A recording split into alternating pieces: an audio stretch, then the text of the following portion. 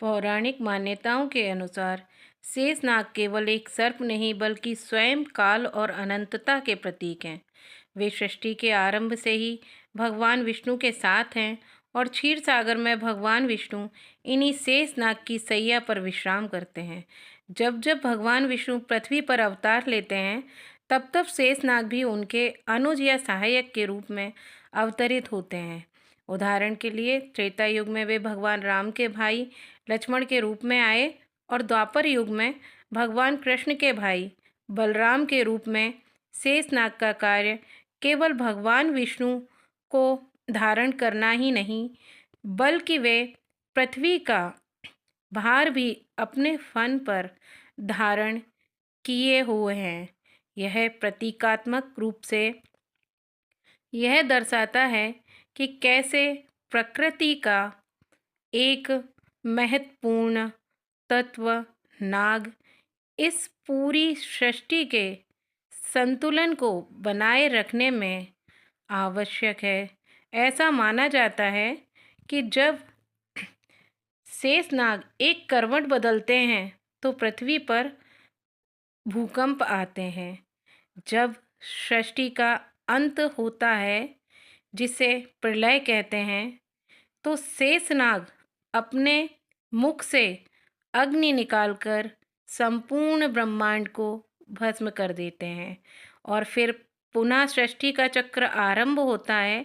नाग पंचमी के दिन शेषनाग की पूजा करके हम यह स्वीकार करते हैं कि प्रकृति के प्रत्येक अवयव का अपना महत्व है। यह हमें सिखाता है कि जिस प्रकार शेषनाग पृथ्वी को संभाले हुए हैं उसी प्रकार हमें भी पर्यावरण और सभी जीवों का सम्मान करना चाहिए, क्योंकि वे इस जीवन चक्र के अविभाज्य अंग हैं। यह कथा हमें स्थिरता, धैर्य और असीम शक्ति का भी पाठ पढ़ाती है। यह याद दिलाती है कि जीवन में शांति और स्थिरता बनाए रखने के लिए हमें स्वयं को मजबूत बनाना होगा और अपने भीतर के अनंत को पहचानना होगा। जिस प्रकार से नाग देवता ने किया है उसी तरह से इनकी कथा सुनाते हैं कालिया नाग मर्दन की। कालिया नाग तो आप सभी ने सुना होगा और इसकी कथा भी सुनी होगी कई बार।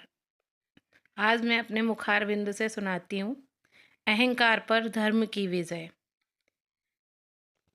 अब आते हैं एक और अत्यंत लोकप्रिय कथा पर जो भगवान श्री कृष्ण और कालिया नाग से संबंधित है।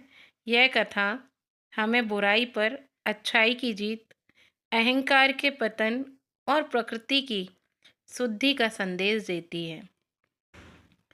मथुरा के पास यमुना नदी में कालिया नामक एक अत्यंत विशाल और विषैला नाग रहता था। उसका विष इतना तीव्र था कि यमुना का जल पूरी तरह दूषित हो गया था।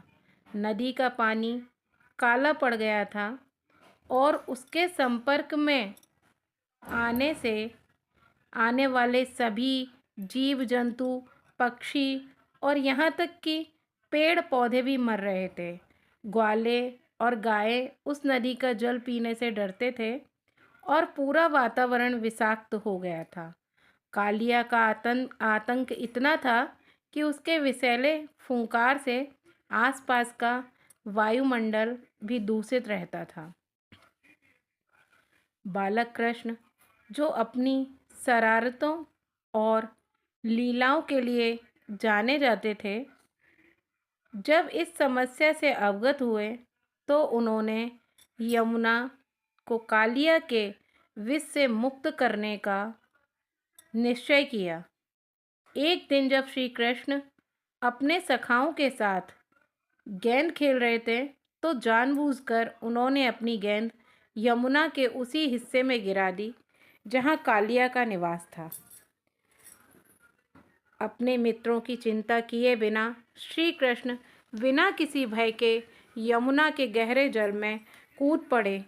कालिया नाग ने कृष्ण को देखा और क्रोधित होकर उन पर आक्रमण कर दिया।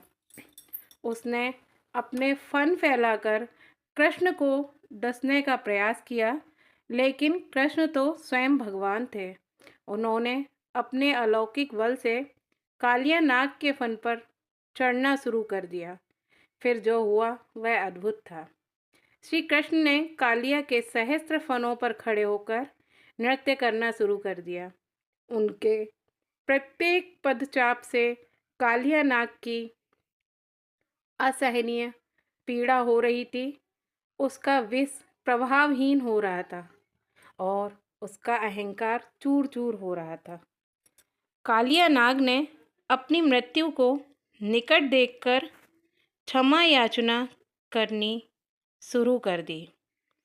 कालिया की पत्नियां जो नागिनें थीं, उन्होंने भी श्री कृष्ण के चरणों में गिरकर अपने पति के प्राणों की भीख मांगी। उन्होंने प्रार्थना की कि भगवान कालिया को क्षमा कर दें, क्योंकि वह अपनी गलती समझ चुका है और कभी किसी को नुकसान नहीं पहुंचाएगा।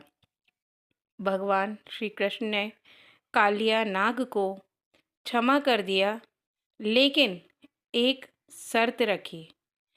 उन्होंने आदेश दिया कि कालिया नाग तुरंत यमुना नदी छोड़कर रमणक द्वीप पर चला जाए, जहां उसे किसी को कोई नुकसान नहीं पहुंचाना होगा। श्री कृष्ण ने उसे यह भी वरदान दिया कि उसके फन पर उनके चरण चिन्ह होने के कारण कोई गरुण भी उसे नुकसान नहीं पहुंचाएगा। कालिया नाग ने श्री कृष्ण को वचन दिया और यमुना छोड़कर चला गया।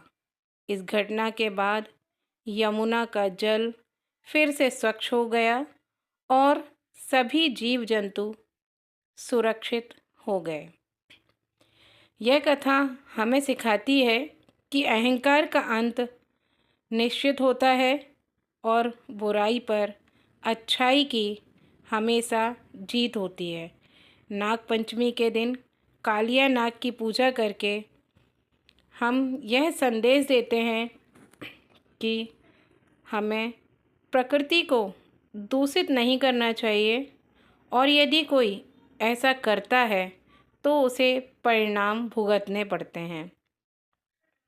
यह हमें यह भी बताता है कि नागों को मारना नहीं चाहिए, बल्कि उन्हें एक स्थान विशेष देकर उनका सम्मान करना चाहिए।